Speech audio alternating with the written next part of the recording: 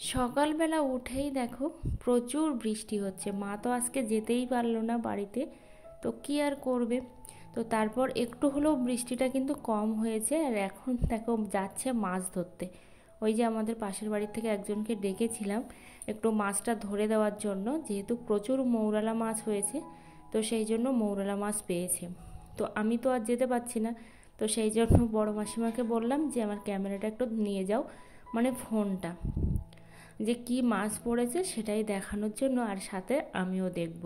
আর দেখো এতটাই বৃষ্টি হচ্ছে যে চারিদিকটা কিন্তু একদম সাদা হয়ে গেছে। ওই যে মাঠ তোমরা দেখতে পাচ্ছ পুরো সাদা হয়ে গেছে। এখনও কিন্তু আমাদের এদিকে ধান রোয়া হয়নি। Hello everyone, good morning. আমি অনুমিতা, ব্লগার অনুমিতাতে তোমাদের সবাইকে জানাই অনেক ভালোবাসার অনেক স্বাগত। আই হোপ তোমরা খুব ভালো আছো আর সুস্থ আছো। আমিও ভালো আছি। তো এখানে দেখো বৃষ্টি কিন্তু হয়েই যাচ্ছে, মানে বৃষ্টি কিন্তু থামার নাম নেই। হয়তো 5 মিনিট 10 মিনিট কিংবা আধা ঘন্টা থেমে থাকছে, তারপরে কিন্তু প্রচুর বৃষ্টি হচ্ছে।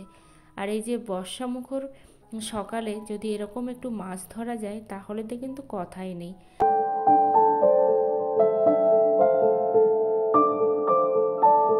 তো কি কি মাছ পেয়েছে এখন তোমাদেরকে দেখাবো। এই যে দেখো, এই বাস্কেটটা কিনেছিলাম আমি এঁটো রাখার জন্য, কিন্তু একদিনও আমার এঁটো রাখা হয়নি। এই মাছ ধরার বালতি হিসাবেই কিন্তু ইউজ করা হচ্ছে। এই যে দেখো, এখানে মৌরালা মাছ, ছাটি, তারপর আমরা এটাকে জাপানি পুঁটি বলি, তো অনেকে জানি অনেক রকম নামে ডাকে। তো সেই পুঁটি মাছ পেয়েছে এখানে, কিন্তু ছোট ছোট। আমার হাজব্যান্ড যদি বাড়ি থাকতো সে কিন্তু নিতই না, কিন্তু আমি বললাম যে না, ঠিক আছে, যা পড়েছে ঠিকই আছে, কারণ এতটাই বৃষ্টি হচ্ছে এরপরে হয়তো মাছই থাকবে না। তো সেই জন্য কিন্তু এগুলো নিয়ে নিলাম। তো যে দাদাটা মেরে দিয়েছে, একটা সিলভার কাপও আছে দেখছি, তো যে দাদাটা মেরে দিয়েছে তাকেও তো মাছ দেব, কিছুটা হলেও তো মাছ তাকে দিতে হবে, তাই না বলো? এতটা বৃষ্টিতে কষ্ট করে এসেছে। তো ওই দাদাটার জন্য দেখো এই বাস্কেটটার মধ্যে তুলে রাখছি। মোটে তো নেবেই না, তবুও বাড়িতে পাঠিয়ে দেব। আর এদিকে দেখো একটু ডালিয়া করা হয়েছিল, কিন্তু আজকে ডালিয়াটা একেবারেই টাইট হয়ে গেছে। আর সাথে কি বলতো, কোনো রকম সবজি ছিল না, শুধুমাত্র আলু আর হচ্ছে ডাল। আর এতটাই বৃষ্টি হচ্ছে রান্নার এখনও জোগাড়ই হয়নি। তো এই যে দেখো আমার মা এখানে মাছটা কাটছে, আর ওদিকে মাসিমা হচ্ছে তরকারিগুলোও কেটে দিচ্ছে। আর মা তো বাড়ি যেতেই পারিনি, এতটাই বৃষ্টি। তো এইভাবেই কিন্তু চলছে। তো রান্নাটা যে কোথায় হবে তারও কিন্তু ঠিক নেই, কারণ অঝোরে বৃষ্টি হচ্ছে, একটু একটু করে বৃষ্টি কমছে আবার বৃষ্টি বাড়ছে।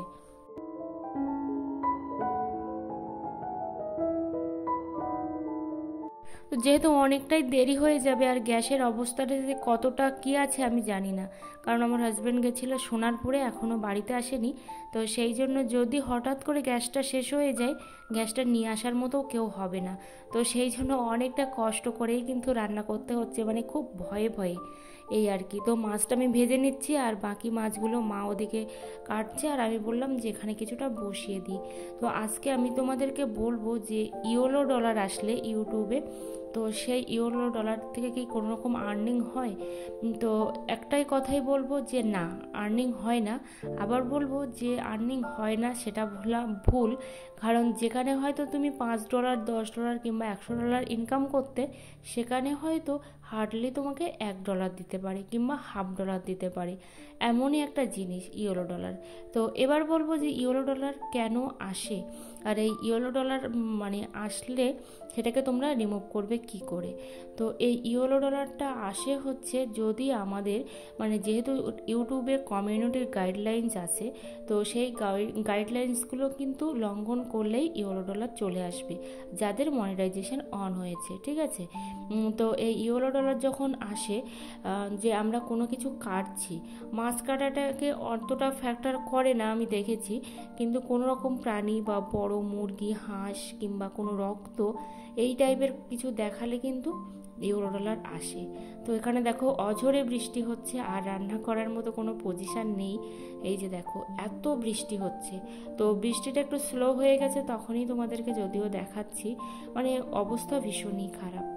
তো এদিকে দেখো মা ওই ফুচকাগুলো ভাজছে, তো এই ফুচকাগুলো কিন্তু জল করে খাওয়া হচ্ছে না, শুধু ওই পাঁপড়ের মতোই খাওয়া হচ্ছে। তো গতকালকে একটা ভিডিওতে একটা দাদাভাই কমেন্ট করেছিল যে খিচুড়ির সাথে পাঁপড় কোথায়, তো খিচুড়ির সাথে ফুচকাটুকুই খাওয়া হয়েছে, আর আমি তো খাই না পাঁপড়, পছন্দও হয় না আমার, তো সেই জন্য আর হয়নি।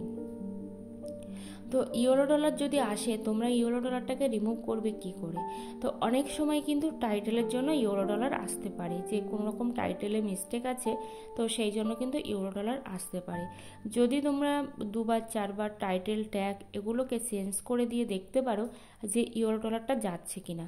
যদি ইউরো ডলারটা না যায় তাহলে বুঝবে যে তোমাদের টাইটেল ট্যাগের কোনো প্রবলেম নেই, প্রবলেমটা হচ্ছে ভিডিওর। আর যদি ভিডিওর প্রবলেমটা তোমরা খুঁজে বের করতে পারো, তাহলে সেই অংশটাকে কাট করে দেবে, কেটে বাদ দিয়ে দেবে। মানে ওই ভিডিওটাকে কিন্তু প্রাইভেট নয়, ডিলিট করতে হবে, করে তারপর এইখানে যেখানে এডিট করেছিলে ভিডিওটা, সেখান থেকে কিন্তু ওই অংশটাকে কেটে বাদ দিয়ে তোমরা কিন্তু আবার করে এক্সপোর্ট করে তারপর সেটাকে কিন্তু আপলোড করতে পারো। তাহলে কিন্তু আর ইউরো ডলারটা থাকবে না। কারণ আমার একটা ভিডিওতে কিন্তু ইউরো ডলার আছে, কিন্তু যেহেতু ভিডিওটা অনেক মাস আগের, তো সেই জন্য আমি আর ভিডিওটাকে কিছু করতে পারিনি বা করিও নি ইচ্ছা করে। তো এদিকে দেখো মা দেখছিল ডিম পেড়েছে কিনা, কিন্তু ডিম পাড়েনি। আর এই দিকে দেখো আজকে হবে বিরিয়ানি, অনেক দিন বাদে বিরিয়ানি হবে। আর আমি যেহেতু একা একা পারবো না সব কিছু, আর মা আছে, মাসিমা আছে, সবাই মিলে হেল্প করে দেবে। তো মাসিমা যেহেতু খাবে না, যেহেতু চিকেন দেওয়া বিরিয়ানির মধ্যে, আর চিকেন মাসিমা খায় না, তো মার কাছ থেকেই সব কিছু করে নেব, মাসিমার কাছ থেকেও করে নেব, ঠিক আছে, দুজনের কাছ থেকেই করে নেব। কিন্তু এইখানে আমি আবার ইন্ডাকশানে বসিয়েছি, যে ভাতটা যদি এখানে করে নিতে পারি তো হয়তো কিছুটা হলেও আমরা অনেকটা এগোতে পারবো, কারণ গ্যাসের অবস্থা আমি কতটুকু কি জানি না। এখানে দেখো চিকেনটা ধুয়ে রাখা হয়েছে, কিন্তু সেভাবে জল এখনও ছড়ানো হয়নি। ভাতটা অনেকটাই হয়ে গেছে, কিন্তু যে পরিমাণে দামটা নিয়েছে চালের, সেই পরিমাণে কিন্তু ভাতটা বাড়েনি।